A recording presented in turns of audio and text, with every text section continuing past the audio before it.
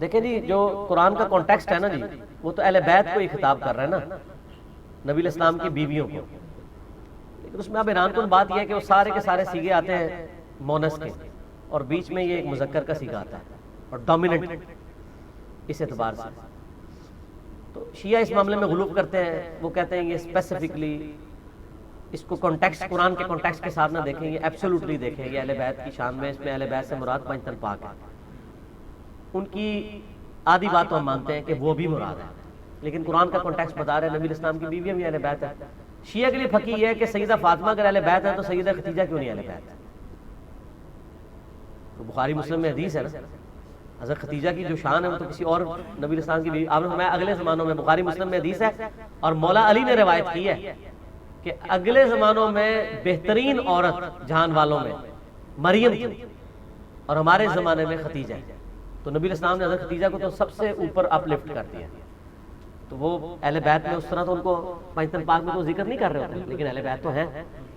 باقی جو حدیث قصہ ہے صحیح مسلم میں کہ جو مولا علی کو، مولا حسن کو، حسین کو، سیدنا علی اور سیدہ فاطمہ کو ایک چادر کے نیچے لے کے آپ نے دعا کی، انما یرید اللہ لیذھب عنکم الرجس اہل البیت ویطہرکم تطہیرا، تو اس میں تو اہل بیت یعنی یہ 4 ہستیاں بھی ہیں، تو ہم دونوں کو ہی اہل بیت مانتے ہیں۔ آیت تطہیر میں دونوں ہی شامل ہیں، اس میں جھگڑا نہیں کرنا چاہیے۔ 25 مرتبہ آیہ تطہیر سے پہلے مؤنث کے خطاب آئے، اور اس میں کیا کہا گیا؟ اگر تم دنیا چاہتی ہو تو آؤ ہم آسودہ کر کے جدا کر دیں، اگر آخرت چاہتی ہو تو پھر کیا کرو؟ نماز پڑھو، زکوٰۃ دو، گھر میں رہو، گھر سے باہر قدم نہ نکالو۔ قرآن میں تاریخ نہیں پڑھ رہا ہوں، ابھی آپ جبل کی طرف رخ نہ کریں، بصرے نہ جائیں، قرآن دیکھیں، ابھی ہوا پر بصرے کا رخ نہ کیجئے، قرآن کی آیت پڑھیے، گھر میں رہو، اور ویسی حرکتیں نہ کرو جیسی جاہلیت کی عورتیں کرتی ہیں، وہ زینتیں نہ کرو جو جاہلیت کی زینتیں ہیں۔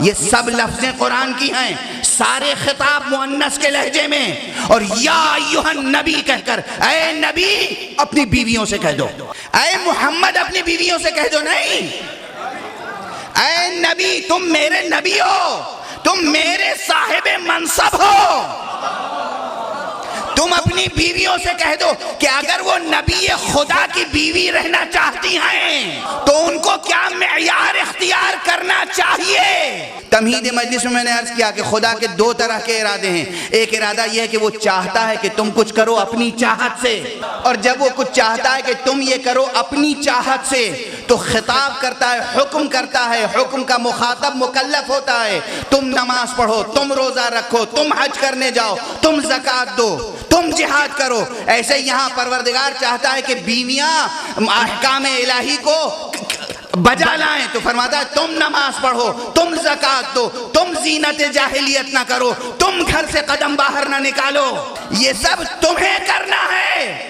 اور ایک دم سے التفات ہوتا ہے، روح سخن بدلتا ہے، انما یرید اللہ لیذھب عنکم الرجس اہل البیت ویطہرکم تطہیرا، بیویوں تمہیں یہ سب کرنا ہے، اور اہل بیت ان کا ذمہ ہمارا ہے۔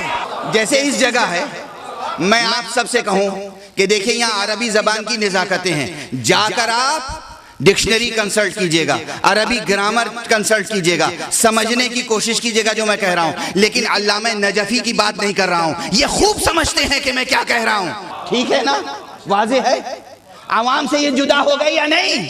بھئی آپ سے میں یہ کہہ رہا ہوں کہ نماز شب پڑھیے گا، ان کا میرا ذمہ ہے، میں جانتا ہوں ان کی نماز شب کبھی قضا نہیں ہوتی۔ یہ ہے التفات۔ پروردگار یا ایھا النبی قل لازواجک، یہاں سے گفتگو شروع ہوئی، سورہ نمبر 33 آیت نمبر 28، یہاں سے گفتگو شروع ہوئی، اور اس کے بعد ایک دم روح سخن بدلا کہ انما یرید اللہ، اللہ یہ چاہتا ہے کہ اہل بیت سے نجاست کو اس طرح دور رکھے جو دور رکھنے کا حق ہے۔ اگر اللہ دور رکھنا چاہتا ہے تو اب تک کیوں کہتا رہا کہ تم یہ کرو، تم یہ کرو، تم یہ کرو؟ تمہاری اپنی ذمہ داریاں ہیں، اللہ کی اپنی ذمہ داریاں ہیں. تم سے جب کہہ رہا ہے تو ارادہ تشریعیہ ہے، اور جب کہہ رہا ہے کہ انما یرید اللہ، بس اللہ یہ چاہتا ہے، تو ممکن ہے کہ اس کی چاہت پوری نہ ہو.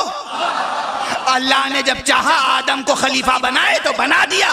جس نے مانا وہ سعادت مند، جس نے نہیں مانا وہ رجیم العین. اللہ نے جب فیصلہ کر لیا کہ اہل بیت کو طہارت بخشے گا تو اس نے بخش دیا.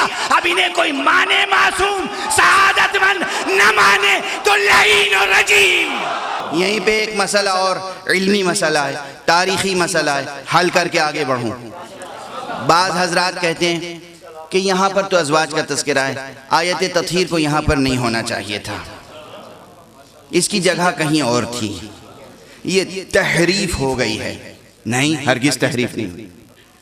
قرآن پاک میں کوئی تحریف نہیں ہوئی. یہ آیت یہیں ہونی چاہیے تھی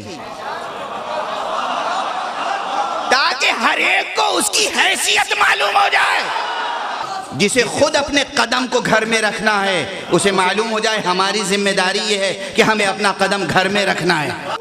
اور جو وہ ہستیاں ہیں جن کی شان یہ ہے کہ پروردگار نے سورہ مبارکہ دہر میں فرمایا وَمَا تَشَاءُونَ إِلَّا أَن يَشَاءَ اللَّهُ، تم تو کچھ چاہتے ہی نہیں ہو مگر وہی چاہتے ہو جو خدا چاہتا ہے.